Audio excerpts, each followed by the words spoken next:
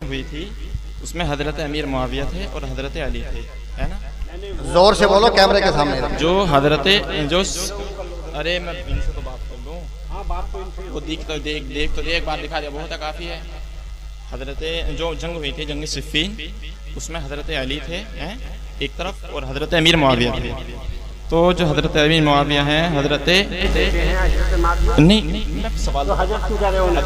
जब ये नबी के बेटे नहीं है, नबी की औलाद में नहीं है, सवाल तो हजरत कहने का हक कहाँ से मिल गया? सवाल तो करने दो, पहले सवाल तो करने दो सभी के सामने। चलिए ठीक है ना, ठीक है पूछने दो। एक तरफ अमीर मुआविया थे, है ना, एक ऐसा कह लीजिएगा, और एक तरफ हजरत अली थे। तो ये दोनों में जंग कौन सी थी हजरत? जंगे इज्तिहादी थी या जंगे दुश्मनी वैसी जो होती है आप उसके लिए आई थी? ये हक और बातिल की जंग, और बातिल की जंग थी। और हजरत आयशा और हजरत जुबैर और हजरत अबू तलहा से जो जंग हुई थी हजरत अली की, वो कैसी जंग? ये भी हक और बातिल की जंग थी। ये भी हक और बातिल की जंग थी। तो इसमें एक तरफ हक था एक तरफ बातिल था। तो हजरत आयशा हक पर है या हजरत अली हक पर है? कह चुके आप जी, सवाल पूरा हो गया। नहीं, हाँ बताइए आप। इनका चेहरा लगाओ कैमरे में। हम ये सवाल कर रहे हैं कि जंगे जमल जो हुई थी उसमें हजरत आयशा और हजरत तलहा और हजरत जुबैर थे और एक तरफ मौला अली थे। तो इन दोनों में हक पर कौन था? मौला अली थे या हजरत आयशा या तलहा और जुबैर थे? ये सवाल है ना तुम्हारा। तो सामईन मोहतरम, जंगे जमल में भी मौला अली हक पर थे।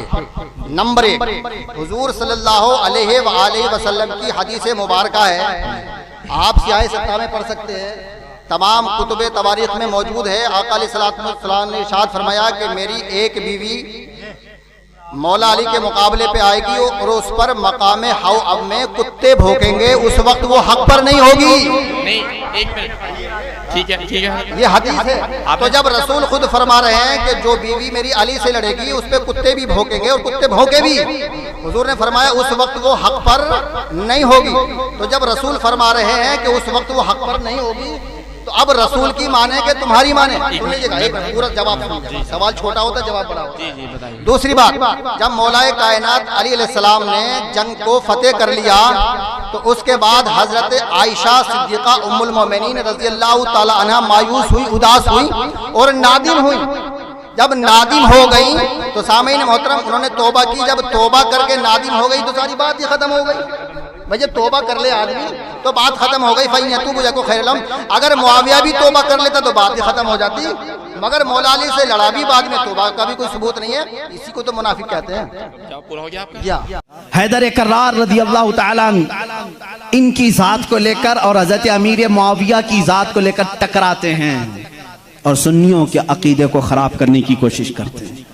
सुन्नियों के अकीदों को खराब करने की कोशिश करते हैं। एक तरफ हजरत अली और हजरत मुआविया, जंगें हुई है इनके दरमियान, लेकिन वो इज्तिहादी खताएं थी। उस वक्त जो हालात थे उसकी वजह से हो गई आपस में, लेकिन दोनों सहाबी रसूल हैं। सुन्नी ये मानता है कि दोनों सहाबी रसूल। हजरत अमीर मुआविया की शान में भी कहोगे तो ईमान हाथ से जाएगा, क्योंकि उनके लिए भी हदीसें आई हैं। और हजरत अली करमल्लाहु वजहुल करीम, वो तो दामाद रसूल हैं, रसूल करीम सल्लल्लाहु ताला अलैहि वसल्लम के जानिसार साहबा उस वक्त खड़े हुए हैं जब कोई नहीं था। हजरत अली रज़ियल्लाहु ताला अन्हु की फजीलत बयान से बाहर है। इनकी शान में एक जुमला भी नहीं कह सकते, उनकी शान में भी जो उनके साथ मामलात हुए, मुझे हैरत होती है। गली नुक्कड़ में घूमने वाला नौजवान व्हाट्सएप में, फेसबुक में मुनाजरे कर रहा है, मुआविया बागी थे, अली हक पर थे। जालिम फैसला वो करेगा जो उन दोनों से बड़ा होगा। बात सही है?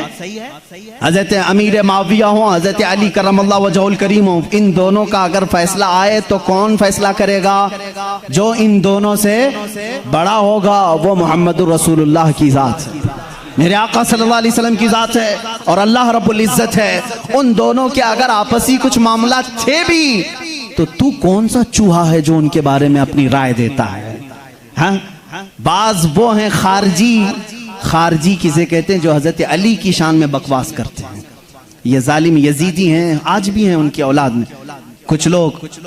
औलाद का मतलब उनके जानशीन उस अलम को उठाए हुए हैं जो यजीद उठाया हुआ था, वो हजरत अली के खिलाफ भौंकते हैं। कुछ हैं जो हजरत अमीर मुआविया की शान में भोंकते हैं, ये शिया हैं, वो खारजी।